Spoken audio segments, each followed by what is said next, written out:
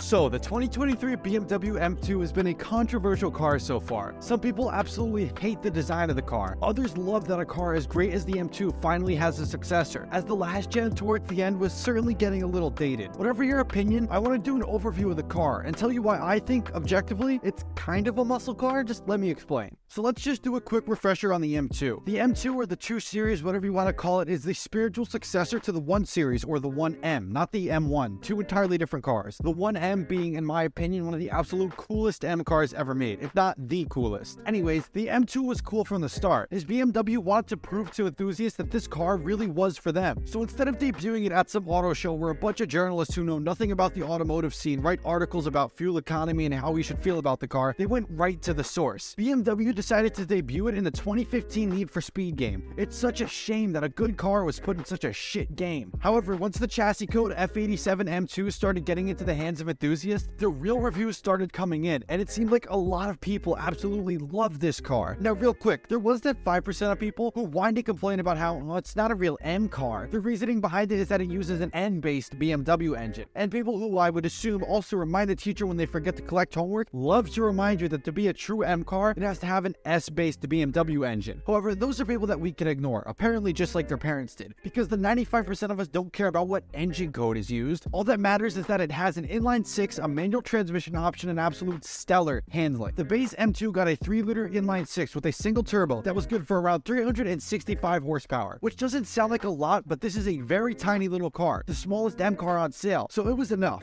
in fact to scoot it to 60 in as little as 4.3 seconds. But if you only buy cars based on 0 to 60 times, you've probably had a lobotomy done. The handling was praised by everyone for how great it was. It was viewed as being a relatively mechanical and driver-focused experience in a sea of tech-stuffed sports cars, and it got even better, as in 2018, production started on a beefed-up version of the M2 called the M2 Competition, more commonly referred to as the M2 Comp. Now this is peak M2. The M2 Comp is tied with the M4 GTS as the 2 recent M cars that I would absolutely kill for. Anyways, a lot was done to the M2 Comp to make it a crazier version of the base M2. It got what those M nerds complained about the base M2 not having. It finally got an S engine. And with that S engine, it got a horsepower bump up from the base 365 up to 405 horsepower. And with it, stuff like improved track time, 0 to 60 times, and more. Now, as far as M cars go, this is probably the best M car since the E92 M3, not only performance-wise, but also looks-wise. I mean, the M3 and others look good, so don't get it twisted. It's just the M2 looks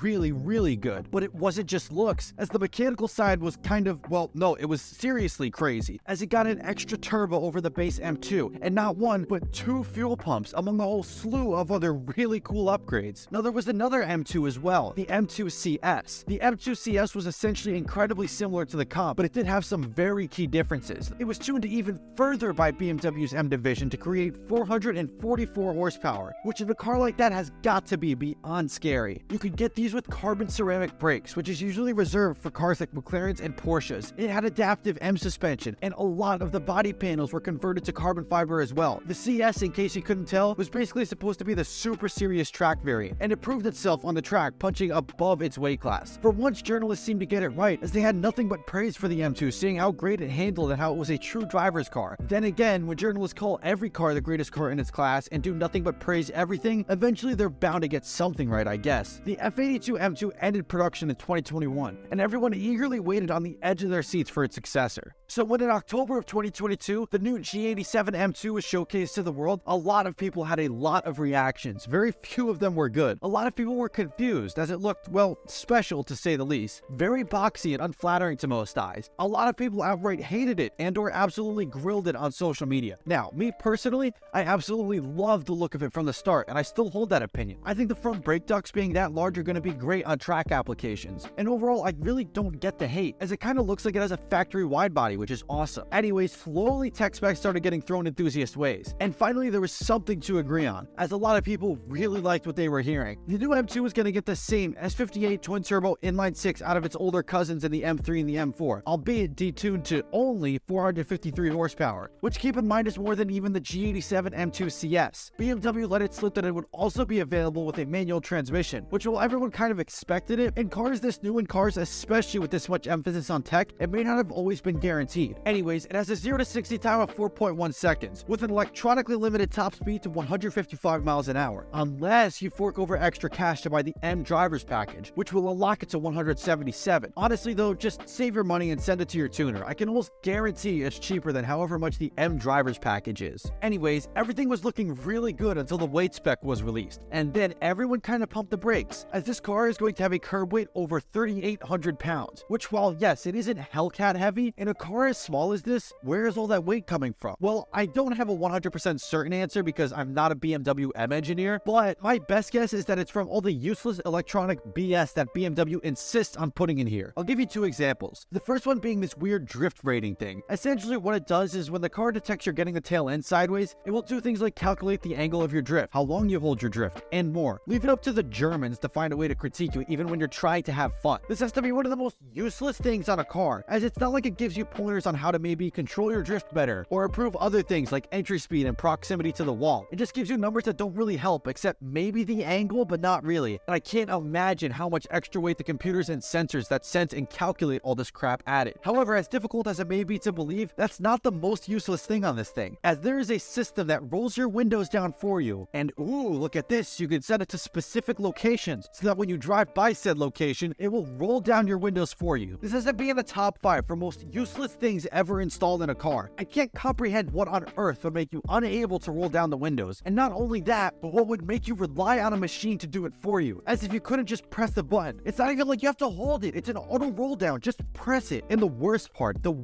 about all of it is the reviewers. Oh my god. It doesn't matter if it's big brands like Motor Trend or others like YouTube reviewers, they are praising shit like this, as if you couldn't get a more obvious hint that BMW and auto reviewers have no idea what enthusiasts want. It's just so infuriating because mainstream media relies so heavily on these dumb reviewers which talk down to enthusiasts, as if we've all had our frontal lobes removed. Oh sorry, I'm getting sidetracked. Anyways, my only other major gripe with this car are the wheels, especially the front wheels. They just look too small, and an extremely uncommon BMW ML, as the wheels themselves, which while they aren't ugly, they aren't M caliber in the sense that they don't look stunning. Like most other M cars, even the F87 M2, those wheels looked better. Anyways, so what do I mean when I say this car is like a muscle car? Well, think about it for a second. It weighs as much as Mama June, has a big engine from a bigger performance car, and that big engine has been stuffed in a small, and I say this lightly, affordable car. Well, affordable when you compare it to the M3 and the M4. That sounds like a muscle car to me. Think cars like the GTO. Remember? It was originally a Tempest. That was a small car for the time, and they just shoved a massive V8 in it, kind of like BMW just did with the M2. And that GTO weighed more than those sacks of lard from that TV show my girlfriend insists on watching. Even the engine, while it isn't a V8, these BMW M engines really don't take a lot to make a shit ton of power. Sure, it may not have solid axles or leaf springs, but in spirit, I'd argue that with the cancellation of the Challenger and Charger, this is gonna be the most muscle-like car for sale in the next generation, which is something I think we should all really appreciate, because the end, at least for now, of V8 muscle cars is coming soon, and we gotta be happy with what we can get, and this M2 does just that, even if only people stupid enough to not be able to roll up the windows will be buying them.